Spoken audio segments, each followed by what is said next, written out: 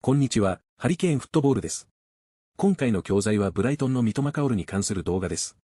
ブライトンはプレミアリーグ第11節でマンチェスターシティと対戦し、2対1の逆転での大きな勝利を挙げました。三苫薫のプレーは素晴らしかったのは間違いないですが、チームとしても素晴らしい試合をしたと思います。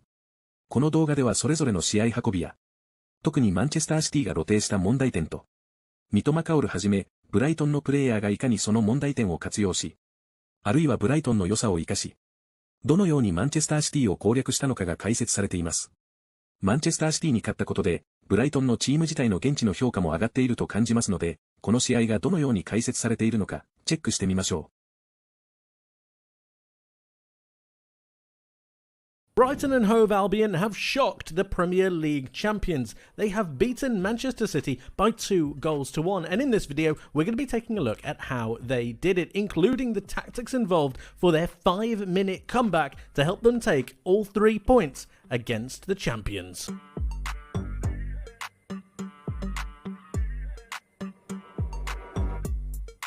When playing against this Manchester City side, not only do you need to be nearly perfect, but you also need to be inventive in the way that you start to build up and try to cause problems for the opposition. Brighton and Fabian Hürzeler tried to look at this, and it was exploiting the back line, in particularly the back offensive line of Manchester City, who were really aggressive in the way that they wanted to try and press and squeeze the pitch. This is, I imagine, to try and help out Man City's midfielders, who didn't look like themselves from a defensive point of view. Offensively, they were fine, but there was definitely ability for Brighton to be able to play through them. Utilising Ayari and Hinshelwood, Brighton found themselves trying to really find intricate passes through into Welbeck and Ruta. Ayari occasionally moving forward and helping out with that 5-pronged Brighton attack. So you had 5 Brighton defenders, 5 Brighton attackers, and it became very, very interesting in the way that it was starting to play out. Matoma and Adingra moving onto the wings to try and spread out that Man City back line, utilising runs from Ruta, Welbeck and Ayari to be able to go past this Manchester City back line. But of course with that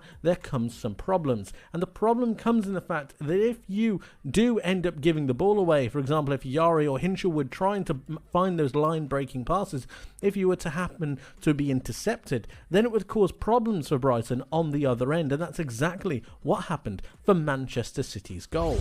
And this is exactly what I'm talking about. So you have the extremely high Manchester City defensive line. This is to prevent them from being able to play through them, but over the top, and also allow them to regain possession if they ever manage to play a pass through. Of course, we can see that Ruta is offside and he's just gone a little bit too early. Ayari is about to play the pass that's trying to break the lines into Ruta, but Mateo Kovacic here manages to intercept the pass and then create a turnover. This turnover leads him to drive through the heart of the midfield, and this is where Brighton have problems because they're so expansive in the way that they want to play. They're not defensively set for if they give the ball up, and it requires a lot of precision, a lot of dedication to try and reclaim that possession. It just so happens that Kovacic is quick enough and fast enough to play the ball early into Erling Haaland to be able to get Manchester City on the front foot. It's this pass right here that I think breaks the line for Brighton and really causes a threat. Giving Haaland the ball early gives him a number of different options to have. Not only can he decide to go right, either across his right-hand defender, but also left across his left-hand defender. It's this flexibility that gives Brighton a whole heap of problems, not to mention Erling Haaland's pace and dynamism on the front foot. He ends up going across Van Hecker and it causes a whole heap of problems. He shoots and he manages to get his goal, but it comes from that lazy pass, that intercepted pass from Ayari that really did cause Brighton problems and ended up opening them up from their own attack. But although it bit them back on occasion, Brighton's plan did seem to work. In pushing out their wingers out wide, it forced Manchester City to have a number of different issues that they needed to solve. Although they were really quite compact and resolute, they didn't have the defensive display from their wingers to double up and help out against Brighton's side, which meant that a lot of time you saw Mitoma with a lot of space, Adingra less so but still with quite a bit of space, and it meant they were able to create double ups and 1v1 opportunities. It was down to this that started to have opened Manchester City with the runs of Estupiñán, with the runs of Mitoma, taking that space that was afforded to them by Kyle Walker and Savinho, it meant that Brighton started to get a foothold back in the game. And then they were able to start bringing it centrally, utilising Welbeck, utilising the likes of Ruta, and the players that they managed to bring on later. It was through this that Brighton managed to get their foothold back in the game. This is what I'm talking about right here. So the ball gets played into Mitoma, who is able to swivel, turn, and then play it through into an on-running Estupiñán. Now just look at how narrow Manchester City are. Look at how close-knit they are with their back four. That's good. But what the problem is the amount of space that Estupiñán is given here. This is acres of space, and you don't see Savinho coming to close him down, which means as the play progresses, what you've actually got is a big question mark for Kyle Walker. Does he A, stick with his back four to make sure that they are tight-knit and difficult to really penetrate through the centre of the pitch? The run from Mitoma is going to be essential, but also you've got these players at the back post who essentially have 1v1s on that side. It's through the space that is exploited here that really causes Manchester City some problems. Brighton have seriously exposed City on this case, and Walker ends up just not doing either. He doesn't stick with his defence, but also he doesn't close down Estupiñán quick enough, and this causes them a whole heap of problems. It allows for Estupiñán to get across into the box, and then it's about whether they can win those headers, and it just so happens that they did manage to win the header, but it ends up going straight to Ederson. But this was a massive warning sign for Manchester City that Brighton was starting to get a big foothold in the game, and then it was about whether they could convert those chances into a goal. With the plan set, some changes were necessary to properly enforce it. Brighton made a few, including the introduction of Baleba, and he was essential not only in going forwards and creating those penetrating passes, but also in recovering possession.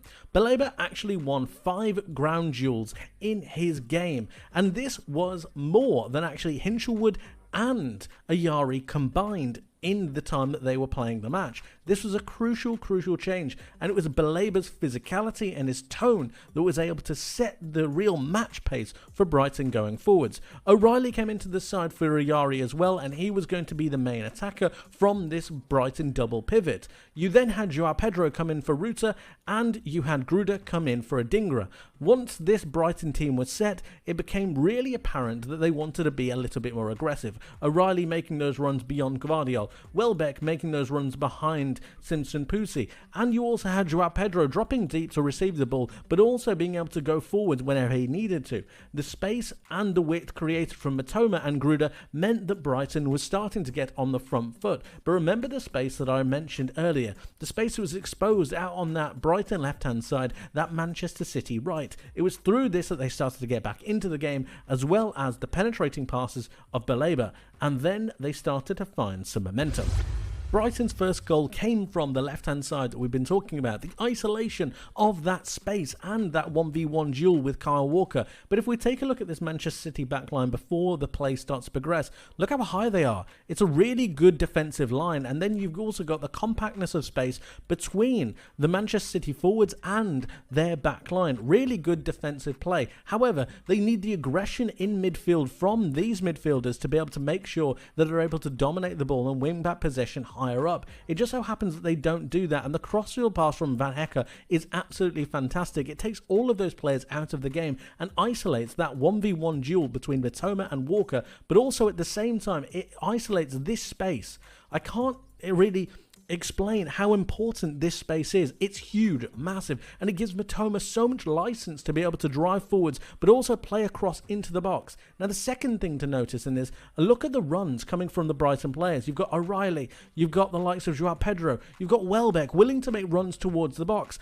Man City are in danger zone right now, and it's really critical they manage to try and recover possession. They just so happens that they can't, and the ball gets played in from Mitoma. It's really well done, but then it's about who can win the second ball. It gets intercepted at the front post. Quite well done by the Manchester City defender, but then it's about who was able to get on that second ball. Just so happens Mitoma beats Walker to that. Walker is far too slow to this situation, and Mitoma gets on the ball. He ricochets it back into the box, and then you've got Welbeck, who isn't able to take that touch, but Joao Pedro is faster than any other Manchester City defender does. He managed to get his foot on the ball, and look at this.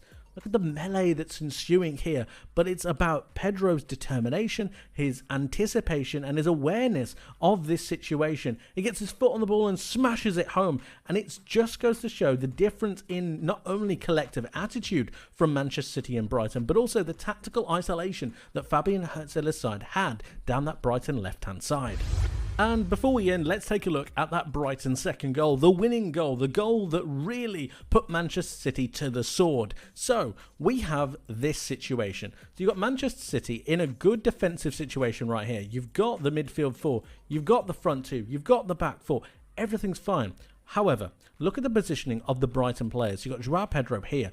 You've got Welbeck here. You've got O'Reilly here. Look at them on the last line of this Manchester City defence. And you've also got a Brighton winger out on this side, and you've got Matoma coming infield to receive the pass. The movement from Brighton here is really, really good, but you've also got Estupiñán threatening this wide space, and that's why you've got Bernardo Silva so very deep. He's come infield to follow Matoma, but then you've got the run from Estupiñán over here.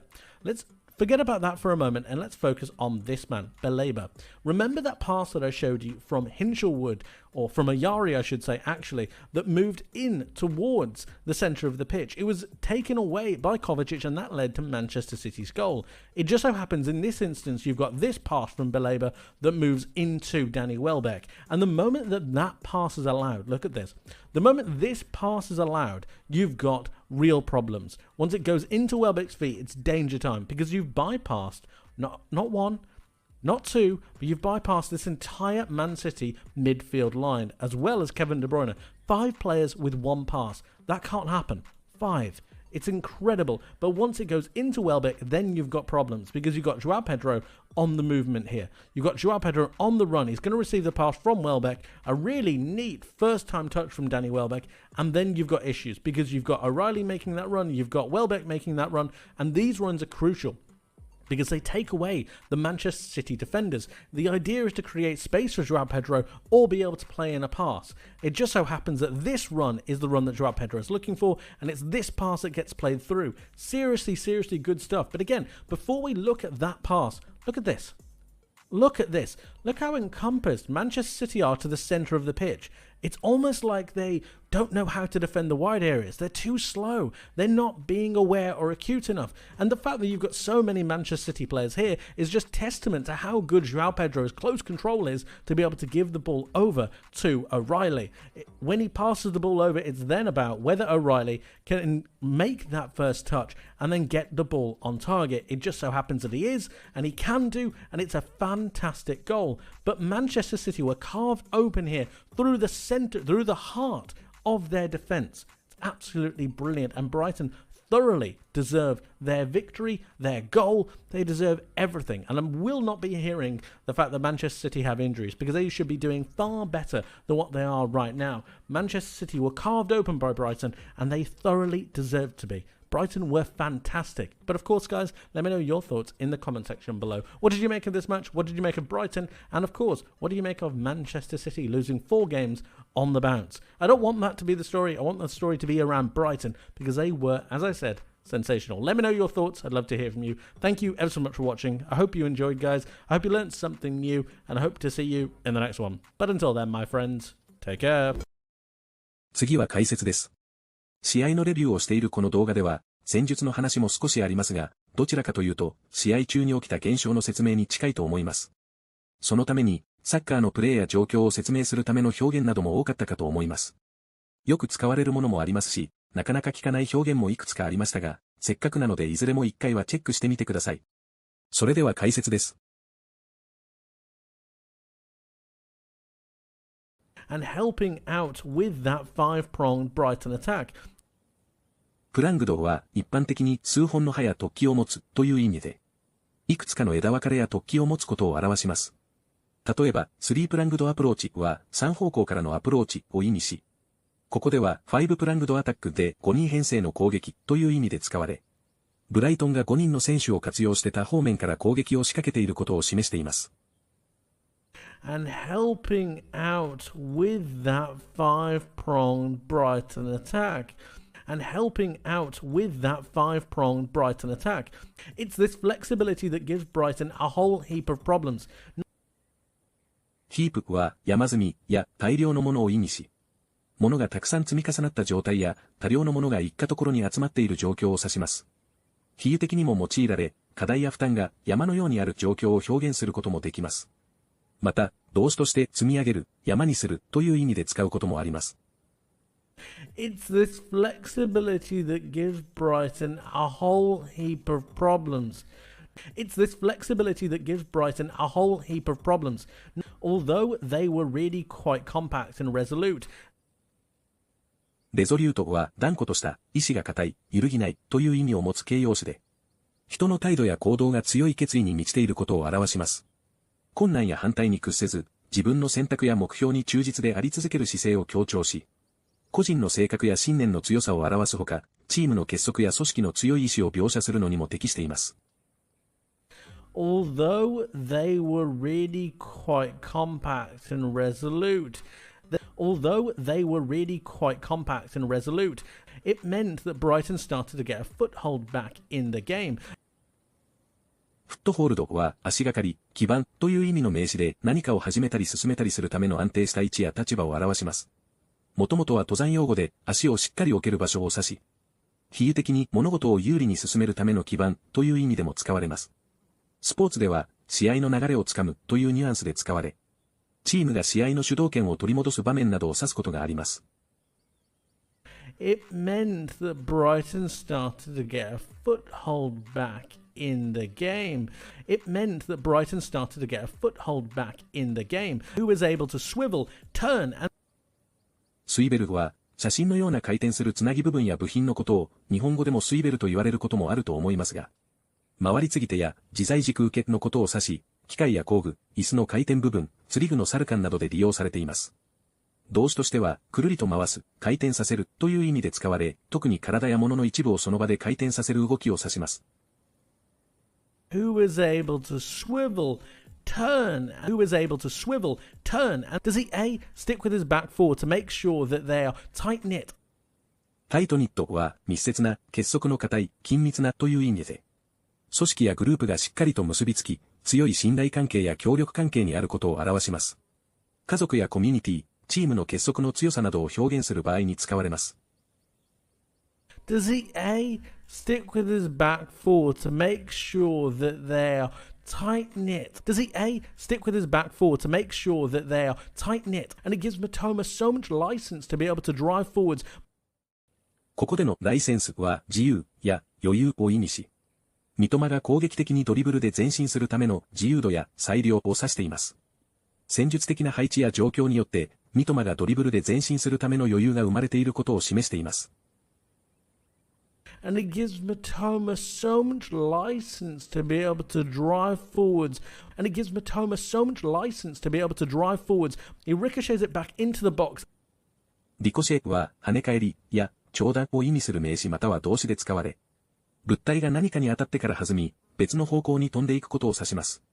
もともとは弾丸や石などが表面に当たってから再び別の方向へ飛ぶ様子を表す言葉で、サッカーの文脈では、ボールが選手やゴールポストに当たって跳ね返る動きや、不規則な方向に弾む状況を表現するのに使われます。He ricochets it back into the box. He ricochets it back into the box. Look at the melee that's ensuing here. メレーは混戦や乱戦を意味する名詞で、特に複数の人々が入り乱れている状態。特に戦場や競技の場面で敵味方が入り混じって戦う様子を表現します。スポーツやゲームの文脈では、この場面のように選手たちがボールをめぐって集まり、接触や押し合いが発生している混戦状態や群がりを意味することもあります。Look at the melee that's ensuing here. Look at the melee that's ensuing here. The goal that really put Manchester City to the sword. フットトゥーザスウォードは、とどめを刺す、完敗させる、徹底的に打ち負かす、という意味のイディオムです。もともとは戦場で、剣で殺す、ことを意味していましたが、現代では比喩的に使われ、特にスポーツや競技の文脈で、相手を徹底的に倒す。圧倒的に勝利する、という意味で使われます。The goal that really put Manchester City to the sword. The goal that really put Manchester City to the sword. Look how encompassed Manchester City are to the center of the pitch. インコンパスは、含む、取り囲む、包み込むという意味の動詞で、何かが広範囲にわたって他のものを包み込んだり、取り囲んだりする状況を表します。あるアイデアやプロジェクトが多くの要素を含む場合や、地理的なエリアが他の領域を取り囲む場合に使われます。ここではマンチェスターシティの選手が中央を取り囲んでいる、つまり中央に集まっている、集結している、ことを意味しています。Look how encompassed Manchester City are to the centre of the pitch. Look how encompassed Manchester City are to the centre of the pitch. They're not being aware or acute enough. アキュートは、鋭い、深刻な、急性の、という意味の形容詞です。感覚や知覚が鋭敏であることを表す場合など、鋭い嗅覚や鋭い観察力を表現するときなどに使われます。医療分野では、急性の痛みや急性疾患のように、短期間で強烈な症状が現れる状況を表し、数学では角度が90度未満の鋭角を表すときにも用いられます。They're not being aware or acute enough. They're not being aware or acute enough. Manchester City losing 4 games on the bounce. on the bounce は連続して立て続けにという意味のイディオムです。特にスポーツの文脈で勝利や敗北が続く場合によく使われます。ボールが地面に跳ね続けるように、バウンドし続けるように、出来事が途切れずに繰り返される様子を比喩的に表現しています。Manchester City losing 4 games on the bounce. Manchester City losing 4 games on the bounce. いかがでしたか？三笘薫の評価が高いのはもちろんですが、ブライトンの評価も現地ではさらに上がっていると感じます。ノッティンガム・フォレストも現状好調のようですが、ビッグ6以外では、ニューカッスル、アストンビラ、ブライトンの3チームがトップ6やトップ4を競っていくのではないかという人が多いように思えます。順位予想をされる場合には、実際まだ5位から10位くらいまでを予想されることが多い気もしますが、5位や6位も十分にあり得るのは誰もが感じてるようですし、トップ4に入るのも可能性は低くないでしょう。ブライトンは、毎年新しいプレイヤーや成長著しいプレイヤーがいつもいるため、見ていても楽しいですし、ワクワクしますね。またブライトンと三笘薫に期待して楽しみたいと思います。本日もご視聴いただきありがとうございました。またすぐにお会いしましょう。